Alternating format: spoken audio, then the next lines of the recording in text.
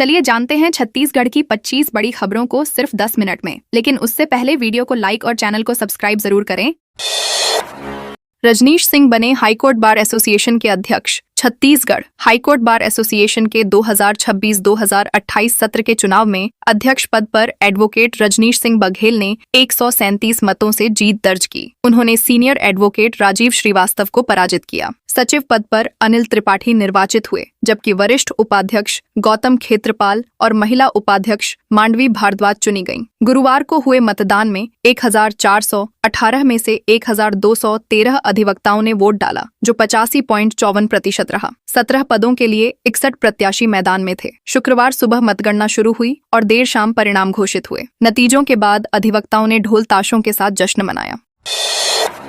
धमतरी में मधुमक्खियों के हमले से बुजुर्ग की मौत। धमतरी जिले के भकारा थाना क्षेत्र में मधुमक्खियों के हमले से मोहन साहू नामक बुजुर्ग की मौत हो गई। वे ग्राम कोपरा निवासी थे और जुगदेही गांव में एक शादी समारोह से लौट रहे थे। कानामुका के पास अचानक सैकड़ों मधुमक्खियों ने उन पर हमला कर दिया। गंभीर रूप से घायल मोहन साहू बस्ती की ओर भागे, लेकिन बेहोश होकर गिर पड़े और मौके पर ही दम तोड़ दिया। घटना में गांव का कोटवार और एक बच्चा भी घायल हुए हैं। पुलिस ने शव को पोस्टमार्टम के लिए भेज दिया है। ग्रामीणों में घटना के बाद भय का माहौल है।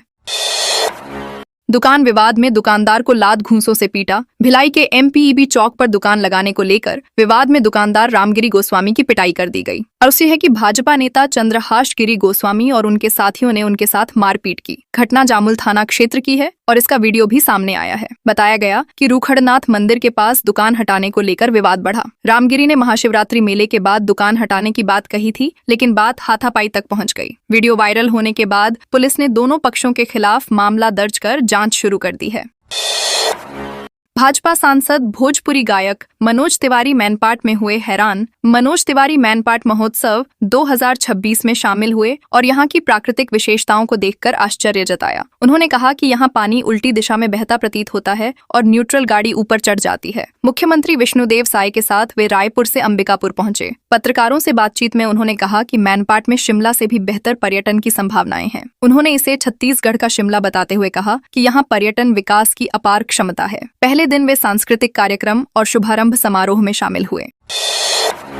रायगढ़ में 8000 की उठाई गिरी। रायगढ़ जिले के खरसिया थाना क्षेत्र में एक व्यवसायी उठाईगिरी का शिकार हो गया। जवाहर कॉलोनी निवासी 58 वर्षीय विनोद कुमार अग्रवाल ने बताया कि उन्होंने 8000 रुपए, आधार कार्ड, पैन कार्ड और अन्य दस्तावेज थैले में रखकर बाइक के हैंडल में लटका दिया था। हमारपारा में बुधराम की दुकान के सामने बाइक खड़ी कर वे अंदर गए, तभी अज्ञात युवकों ने थैला पार कर दिया। लौटने पर थैला गायब मिला। शिकायत पर पुलिस ने मामला दर्ज कर जांच शुरू की और संदिग्धों की तलाश में जुट गई है। टीचर्स एसोसिएशन ने दिया पत्राचार से बीएड कराने का सुझाव। छत्तीसगढ़ टीचर्स एसोसिएशन ने प्रदेश अध्यक्ष संजय शर्मा के नेतृत्व में शिक्षा विभाग को ज्ञापन सौंपा। प्रतिनिधि मंडल ने लोक शिक्षण संचालनालय के अधिकारियों से मिलकर टीटी और बीएड से जुड़ी समस्याएं रखीं। संगठन ने 17 अगस्त 2012 के नियमों के तहत टीटी अनिवार्यता में पूर्व नियुक्त शिक्षकों को छूट देने की मांग की। साथ ही 1 सितंबर 2025 के सुप्रीम कोर्ट निर्णय पर पुनर्विचार याचिका दायर करने या विभागीय सीमित टीईटी परीक्षा आयोजित करने का सुझाव दिया। एसोसिएशन का कहना है कि इससे सेवारत शिक्षकों के हित सुरक्षित रहेंगे और भर्ती प्रक्रिया में स्पष्टता आएगी।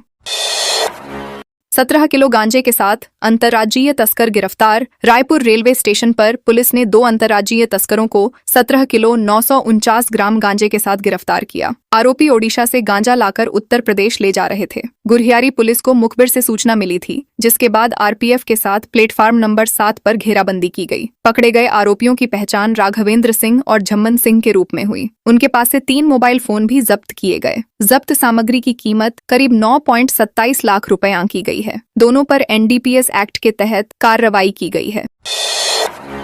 बलरामपुर के पुटसुरा में नल जल योजना अधूरी। बलरामपुर जिले के पुटसुरा ग्राम पंचायत में करीब 80 लाख रुपए की नल जल योजना अधूरी बताई जा रही है। योजना के तहत पानी की टंकी, पाइपलाइन और स्टैंड पोस्ट बनाए गए, लेकिन ग्रामीणों का कहना है कि घरों तक पानी नहीं पहुंच रहा। आरोप है कि ग्राम अधौरा में फर्जी ग्राम सभा दिखाकर दूसरे गांव के लोगों को पुटसुरा निवासी बताकर दस्तावेजों में पानी आपूर्ति दर्शा दी गई। ग्रामीणों ने मामले की जांच और जिम्मेदार अधिकारियों पर कार्रवाई की मांग की है, ताकि योजना का वास्तविक लाभ मिल सके।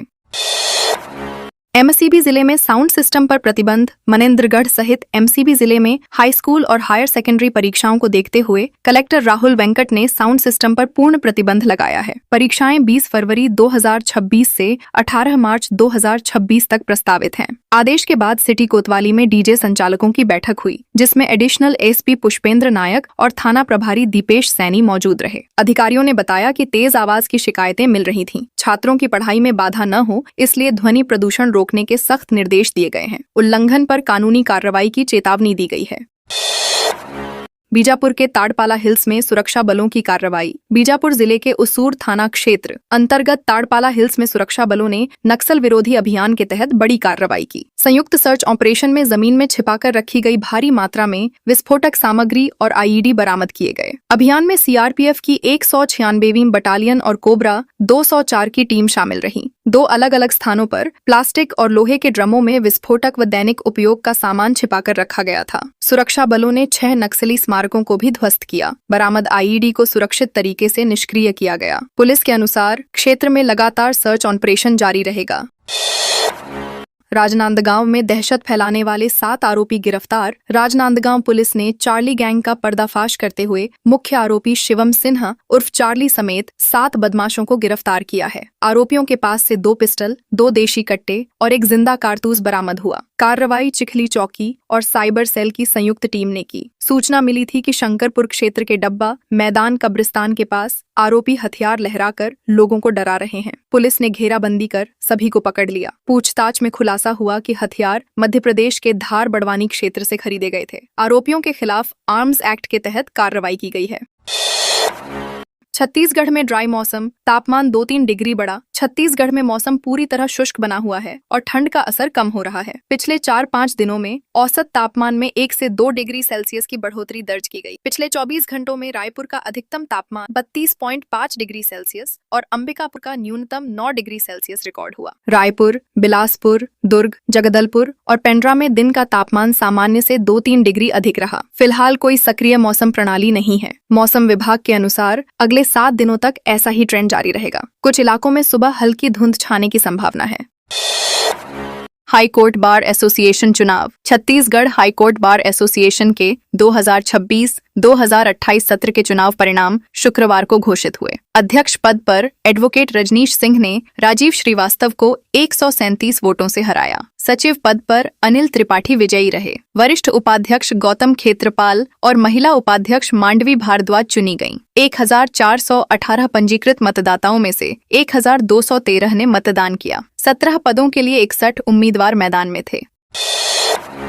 गृह विभाग के काम की उप मुख्यमंत्री ने दी जानकारी। विजय शर्मा ने बताया कि अब प्रदेश में हर एफआईआर की डिजिटल निगरानी की जा रही है। अपराध समीक्षा एप्लीकेशन के जरिए समय सीमा में विवेचना और वरिष्ठ अधिकारियों द्वारा पर्यवेक्षण सुनिश्चित किया जा रहा है। पुलिस मुख्यालय में ऑनलाइन कंप्लेंट मैनेजमेंट सिस्टम लागू किया गया है, जिससे शिकायतें तुरंत संबंधित एसपी और थानों तक पहुंचती हैं। 30 दिनों में निराकरण न होने पर अलार्म सक्रिय हो जाता है। उन्होंने बताया कि एनडीपीएस एक्ट के तहत कार्रवाई तेज की गई है। अवैध ऑनलाइन गैम्बलिंग के खिलाफ 255 लिंक और पोर्टल ब्लॉक किए गए हैं।